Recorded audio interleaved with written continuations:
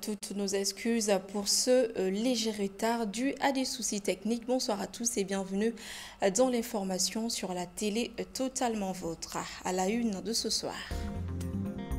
Déjà présent dans 16 pays africains, le virus Mpox est considéré comme un problème de santé publique.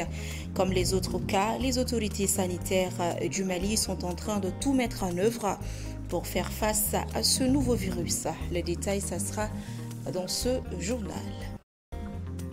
Les propos du président de la Commission défense, sécurité et protection civile du Conseil national de transition contre les présidents ivoiriens et béninois sont considérés comme inappropriés et déplorables par certains qui invitent les autorités à faire recours aux médias classiques pour communiquer et informer.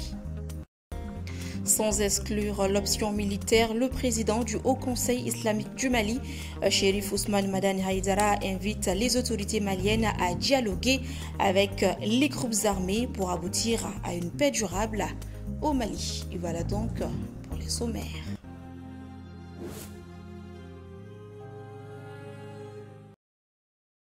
Bienvenue si vous nous rejoignez. Je vous l'annonçais tout de suite dans les titres.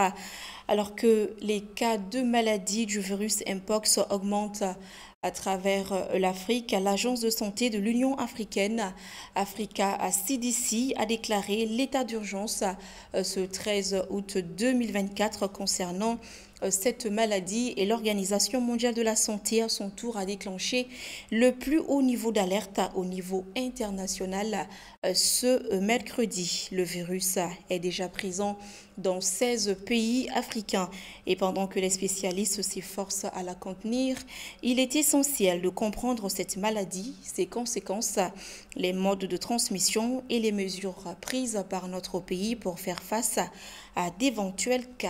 Les détails avec Assiton Diallo. Anciennement connu sous le nom variole du singe, le Mpox est une maladie virale qui se manifeste par des symptômes variés, allant de la fièvre et des éruptions cutanées à des douleurs musculaires et des ganglions. Les premières semaines, il y a des signes la symptomatologie se manifeste par la fièvre, les douleurs, les maux de tête intenses, les céphalées, les douleurs lombaires, surtout des ganglions, des douleurs musculaires intenses, des fatigues. Ça, c'est la première semaine. Après cette phase, les 3 jours qui suivent, il y aura la phase éruptive. Boutons qui vont sortir au niveau du visage. Et après, ça va s'étendre sur le reste du corps. La nouvelle souche de Mpox qui se propage sur le continent africain est plus mortelle et plus contagieuse que celle qui a parcouru le globe en 2022. Cette maladie virale se transmet de l'animal à l'homme et se propage de différentes manières. Quand on dit zoonose, ça veut dire que c'est les animaux qui transmettent à l'homme, c'est les maladies. Se transmet aussi d'homme à homme, de contact physique, d'autres techniques telles que les matériels souillés, l'utilisation des habits, des draps par exemple, des linges, l'utilisation, le partage des matériels qui sont dans les toilettes. La sexualité aussi peut transmettre cette maladie. Une femme enceinte peut transmettre cette maladie pendant l'accouchement. Selon Africa CDC, le nombre de nouveaux cas de malades augmente considérablement ces dernières semaines en Afrique et il est déjà présent dans 16 pays africains, dont la Côte d'Ivoire, pays frontalier avec le Mali, et les vaccins manquent. Les autorités en charge de cette question indiquent que des mesures sont prises afin de faire face à d'éventuels cas et appellent la population à la prudence. Au jour d'aujourd'hui, il n'y a pas de stock disponible de ces vaccins au Mali. Mais les pourparlers sont en cours, les réflexions sont en train d'être nourries dans ce sens-là. Le ministère de la Santé et du Développement social a pris des mesures à travers la Direction générale de la Santé et de l'hygiène publique. Il y a eu une lettre qui a été faite, adressée aux différents directeurs régionaux pour des mesures spécifiques par rapport à cette maladie, notamment le renforcement de la surveillance épidémiologique dans les frontières, surtout les frontières avec la Côte d'Ivoire. Aussi, de communiquer vraiment sur cette maladie pour que les gens puissent comprendre comment se comporter face à cette maladie. Mettre en place, c'est-à-dire des mesures pour que vraiment, au cas où il y aura cette maladie, pour que des isolements puissent être faits, que les gens restent sereins et qu'ils informent. Au cas où vraiment tu vas soupçonner vraiment cette maladie, dans ta famille ou dans son voisinage, d'informer vraiment les agents de santé, exhorter la personne vraiment à s'isoler. En plus de la République démocratique du Congo, le virus est actuellement présent dans des pays comme le Rwanda, le Burundi, l'Ouganda, l'Afrique du Sud, le Soudan ou encore la Côte d'Ivoire. Le président du Haut Conseil islamique du Mali conseille de dialoguer avec les groupes armés. Et oui, en visite au ministère de la Défense et des Anciens Combattants, la délégation du Haut Conseil islamique du Mali, conduite par son président, Chérif Ousmane Madane Haïdara, a souhaité l'ouverture d'un dialogue avec les groupes armés pour une paix durable au Mali. Lolo Madibati nous en parle. En effet, suite à l'attaque de la coalition terroriste contre les forces armées maliennes à Tezawanten, une délégation du Haut Conseil islamique du Mali, conduite par son président Chérif Ousmane Madane Haïdara, a été reçue par le ministre de la Défense et des Anciens Combattants, le colonel Sadio Kamara, dans ses locaux. La délégation du Conseil islamique est venue réaffirmer son soutien indéfectible aux forces armées maliennes dans son combat contre le terrorisme partout au Mali et aux autorités de la transition. Toutefois, le président du Haut Conseil islamique du Mali, Chérif Ousmane Madane Haïdara, n'a pas manqué de rappeler au ministre Sadio Kamara que les armes seules ne pourront pas ramener une paix durable au Mali. Il est bon de prendre les armes quand il faut, mais d'ouvrir la porte au dialogue quand c'est possible et aussi d'élargir les concertations afin de tenir compte d'autres bonnes initiatives, plaide Haïdara au nom de son association. Quant au ministre de la Défense et des Anciens Combattants, le colonel Sadio Kamara, il a témoigné toute la reconnaissance et la gratitude des autorités et de la nation entière envers le Haut Conseil islamique du Mali, particulièrement à son président Chérif Ousmane Madane Haïdara pour ses efforts pour la paix et la cohésion sociale et surtout le soutien indéfectible aux forces armées maliennes. Cette rencontre s'est terminée par une remise des médailles au président du Haut Conseil islamique du Mali en guise de reconnaissance des autorités de la transition envers lui et la structure qu'il préside. Nous nous ferons un plaisir de trouver les voies et moyens pour éliminer les présidents Alassane et Talon s'ils ne changent pas. Cette déclaration émane du président de la Commission Défense, Sécurité et Protection civile du Conseil national de transition, le général Menkoro Kane, dans une vidéo devenue virale sur les réseaux sociaux. Certains directeurs de publication, tels que ceux du journal Le Sursaut et de l'Élite, considèrent que ces propos sont déplorables et inappropriés. Ils invitent les autorités à communiquer d'une manière appropriée avec les médias classiques pour un meilleur traitement de l'information.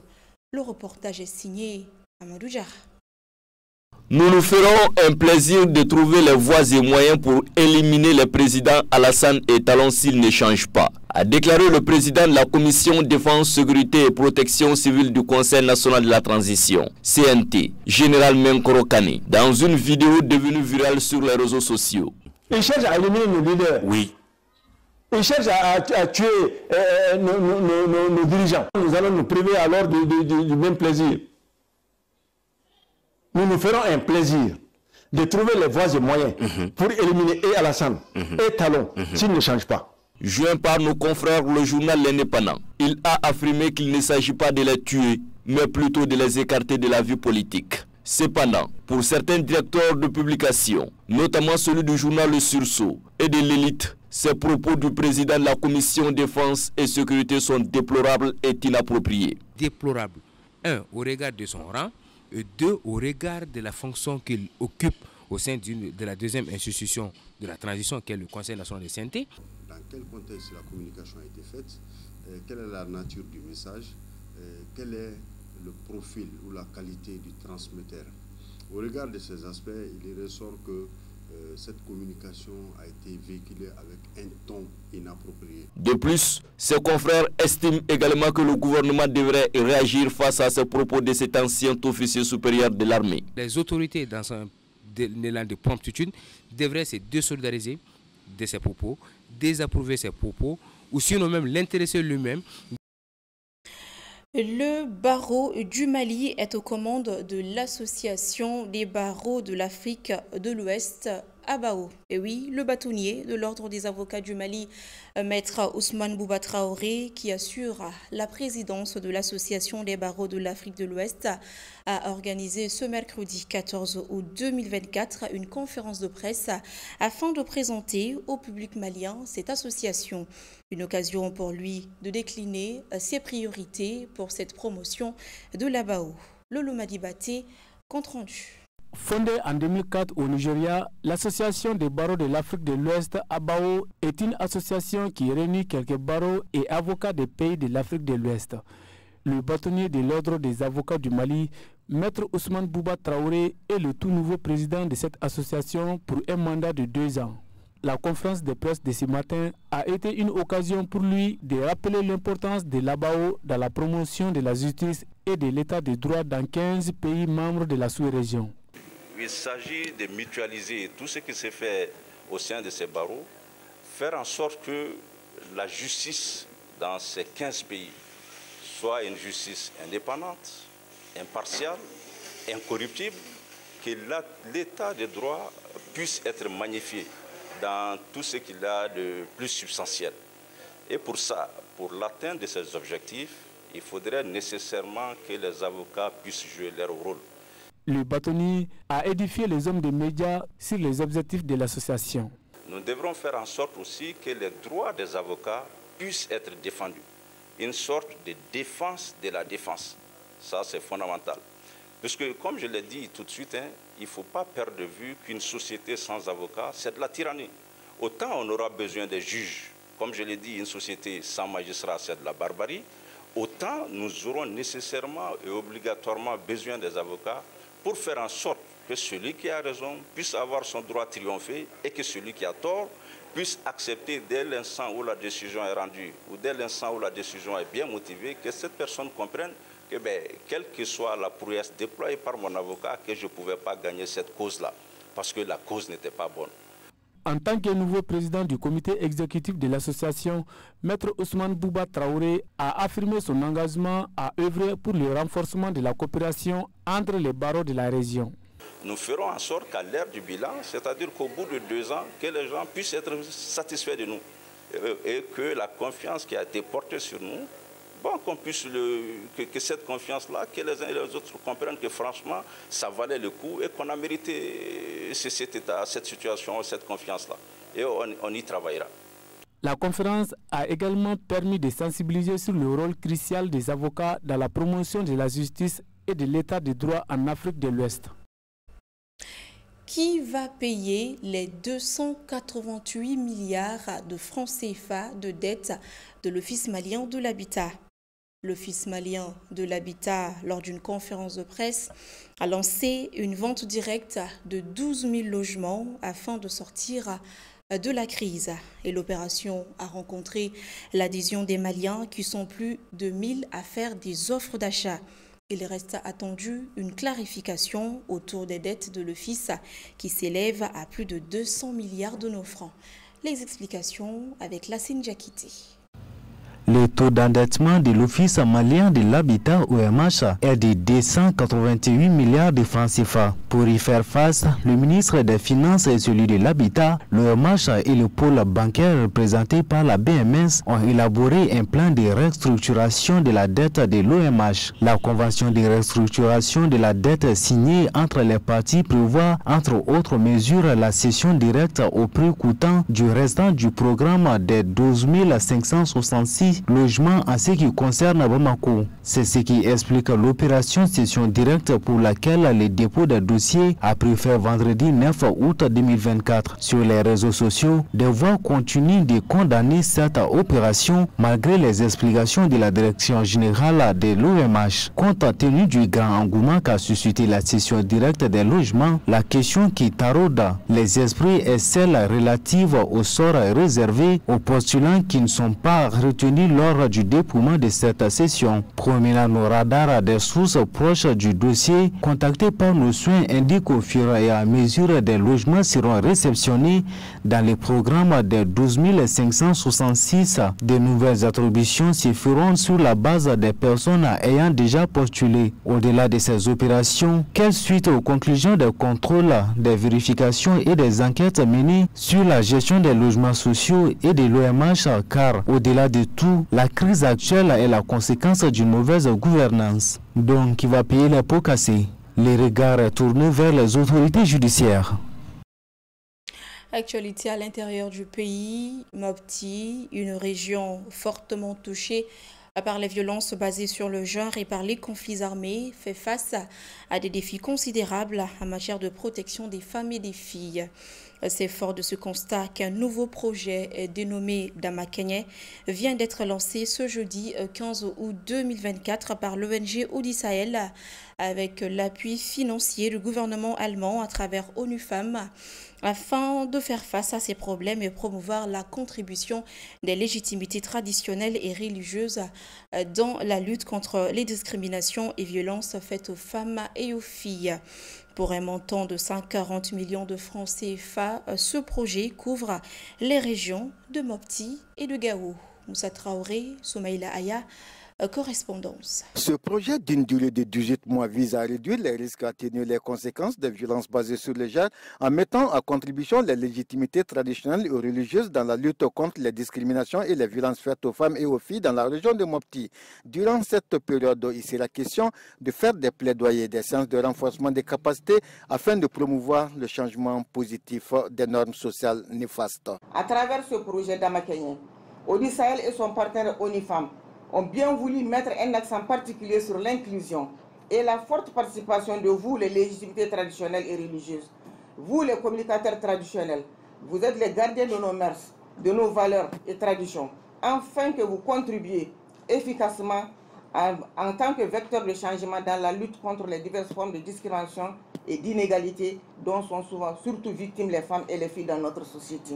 Une autre préoccupation de ce projet est la redynamisation des mécanismes communautaires de protection en organisant les légitimités traditionnelles et religieuses comme acteurs de changement pour l'élimination de la violence faite aux femmes et aux filles dans les zones couvertes par ce projet. Et l'objectif visé est de renforcer le leadership des hommes que nous sommes, des garçons que nous avons, pour le changement des normes sociales et pour la promotion des droits de la femme et de la fille, tout en éliminant complètement les discriminations et les violences à leur égard.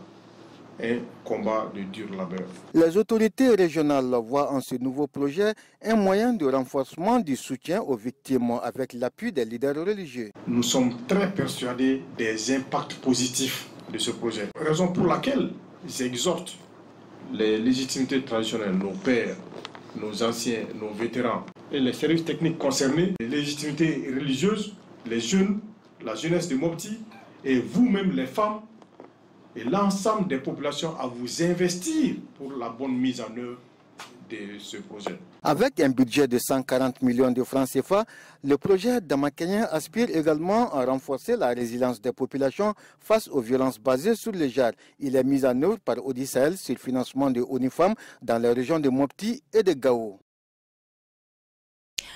Sikasso à présent, où se tient depuis ce jeudi matin au Centre pour la promotion des jeunes un atelier du dialogue sur le VIH-Sida avec les jeunes de Sikasso, organisé par ONU-Sida et ses partenaires. L'objectif de ces 2 jours d'atelier vise à mieux outiller la jeunesse de Sikasso dans la lutte et la prévention contre le VIH-Sida et d'autres maladies liées aux infections sexuellement transmissibles. Le point avec Idrissa Diallo, Penda Kone et Aïssata Bokouma depuis Sikasso.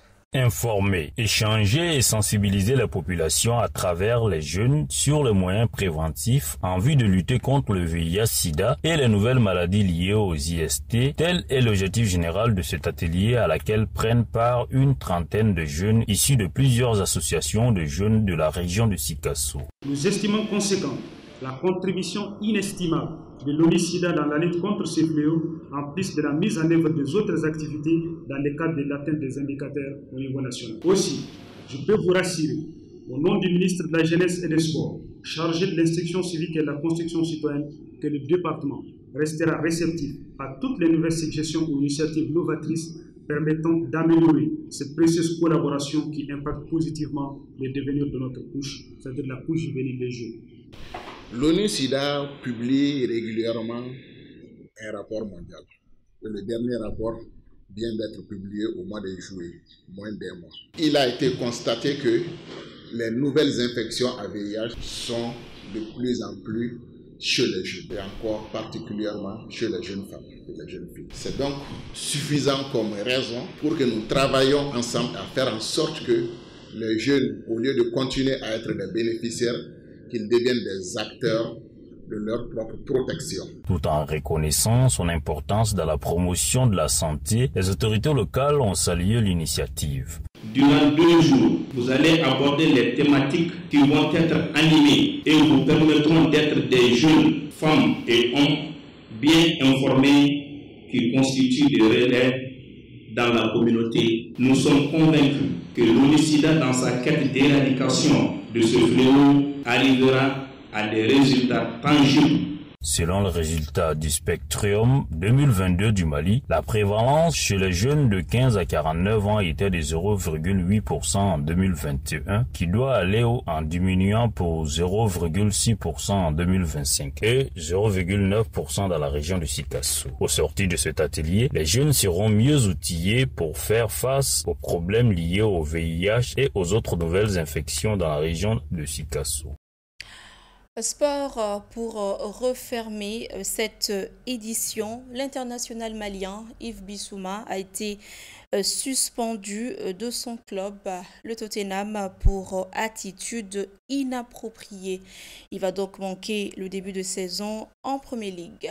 Djelika Guindo. Le milieu de terrain malien a publié en début de semaine une vidéo sur Snapchat dans laquelle on le voit inhaler du peroxyde d'azote. Depuis, les images ont fait le tour de la toile et ont suscité une vive polémique. Le joueur a ensuite présenté des excuses, mais cela ne va pas lui éviter les châtiments de son club. Yves Bissouma, absent contre Leicester. En conférence de presse ce jeudi, l'entraîneur des Spurs, Ange Postecoglou, a annoncé que le Malien est suspendu pour le premier match des siens en Première Ligue lundi contre Leicester. Il ne sera pas disponible lundi, a annoncé le technicien de 58 ans dans les propos relayés par Standard. Nous l'avons suspendu pour le match de lundi. Il doit rétablir la confiance entre moi et le groupe. La porte lui est ouverte et nous espérons pouvoir l'aider à comprendre que les décisions qu'il prend ont un impact sur le groupe. Il s'agit de prendre de meilleures décisions. Il s'est excusé auprès de moi, du club et de toutes les personnes impliquées. Mais cela fait partie du processus, a ajouté Postecoglou sur ce que Yves Bissouma doit changer dans son comportement. Et voilà, c'est ce qui met fin à cette édition. Merci à tous ceux qui ont contribué à sa réalisation. Grand merci à vous également de l'avoir suivi.